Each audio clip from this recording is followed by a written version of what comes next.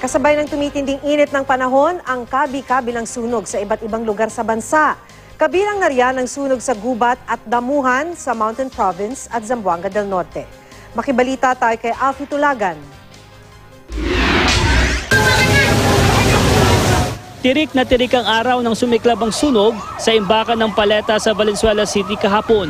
Nadami pa ang gate ng katabing bahay nito. Ayon sa may-ari ng mga paleta na si Larry Oliveros, bigla na lang umapoy ang itaas na bahagi ng mga paleta.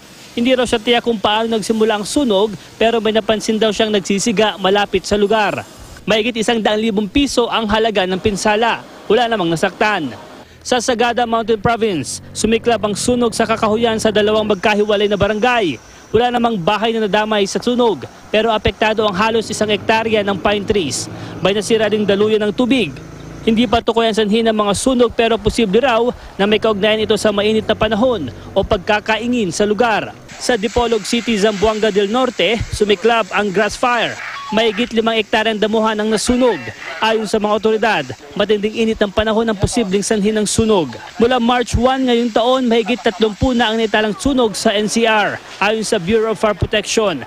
At dahil sa umiinit na panahon, posibleng mas dumami pa ito. Salitang taas, simple lang po yung PASS. Yung letter P stands for hold the pen.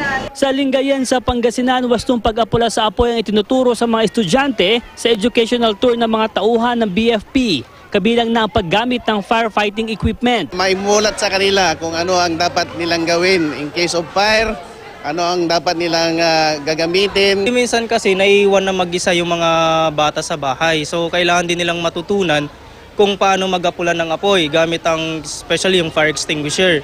Paalala rin ng BFP sa publiko, iwasan ang pagsusunog ng basura. Posible itong magdulot ng sunog dahil sa mainit na panahon. Masama rin ito sa kalikasan at kalusugan ng tao.